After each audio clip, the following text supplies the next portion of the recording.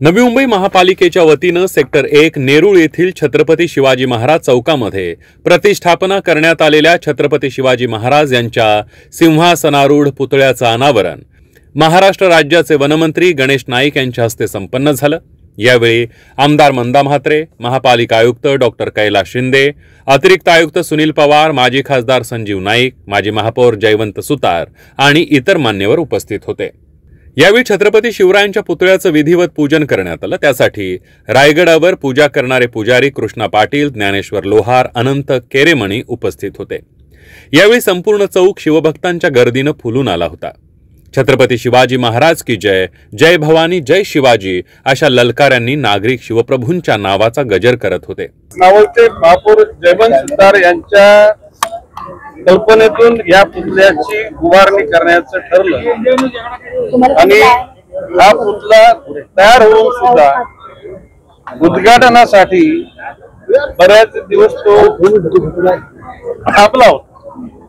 माननीय आयुक्त महोदयांच्या मनात अशी भावना होती की माननीय मुख्यमंत्री, दोन्ही उपमुख्यमंत्री यांच्या शुभ हस्ते या पुतळ्यांचं उद्घाटन व्हावं।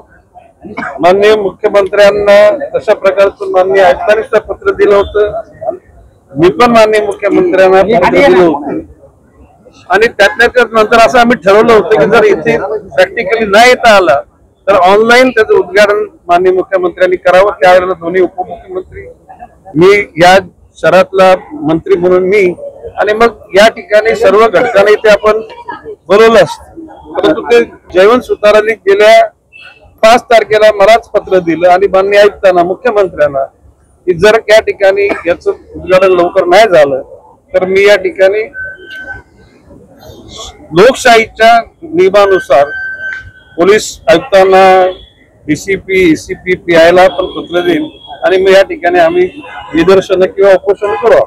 आणि आज माननीय आयुक्त कैलासजी शिंदे आणि माननीय मुख्यमंत्र्यांना पण सांगितलं, दोन्ही उपमुख्यमंत्र्यांना पण सांगितलं आणि सर्वच घटकांना सांगितलं की आज आपण उद्घाटन करूया आणि आज उद्घाटन झालेलं आहे। ही कटुता नाहीशी व्हावी। नेरूळ सेक्टर 1 येथे राजीव गांधी उड्डाण पुलाजवळ छत्रपती शिवाजी महाराज चौक प्रचलित असून या ठिकाणी छत्रपती शिवाजी महाराज यांचा पुतळा बसवावा अशी मागणी लोकप्रतिनिधी व नागरिकांकडून सातत्यानं होत होती। त्याला अनुसरून या चौकामध्ये असलेल्या घुमटाकार मेघडंबरीखाली छत्रपती शिवाजी महाराज यांच्या ब्रॉन्झ धातूच्या पुतळ्याची प्रतिष्ठापना करण्यात आली आहे। ज्यावेळी वाशीमध्ये छत्रपती शिवाजी महाराजांचा पुतळा बसवण्यात आला, त्यानंतर एक निर्णय झाला का त्या ठिकाणी अश्वरूढ पुतळा बसवण्याचा निर्णय झाला आणि मग तो पुतळा ह्या चौकामध्ये आणावा अशी विनंती तत्कालीन महापौर संजीव नाईक यांना मी केली होती, परंतु तो पुतळा त्या ठिकाणी सभागृहामध्ये नेला गेला। लोकनेते गणेशजी नाईक साहेब यांच्या त्या ठिकाणी सहकार्यानं, त्यांच्या आशीर्वादानं नव्या मुंबईचा ज्यावेळी मी महापौर झालो त्यावेळी या चौकाचं निश्चित स्वरूपामध्ये सुशोभीकरण करून त्या ठिकाणी पुतळा उभारावा हे धोरण त्यावेळी पक्क केलं। त्यासाठी कमिटी गठीत केली गेली, आराखडा तयार करण्यात आला आणि त्या आराखड्यानुसार पहिल्या प्रथम चौकाचं सुशोभीकरण करण्याकरता माझा महापौर निधीमधून 50 लक्ष मी त्या ठिकाणी दिलं आणि सुशोभीकरण करून घेतलं।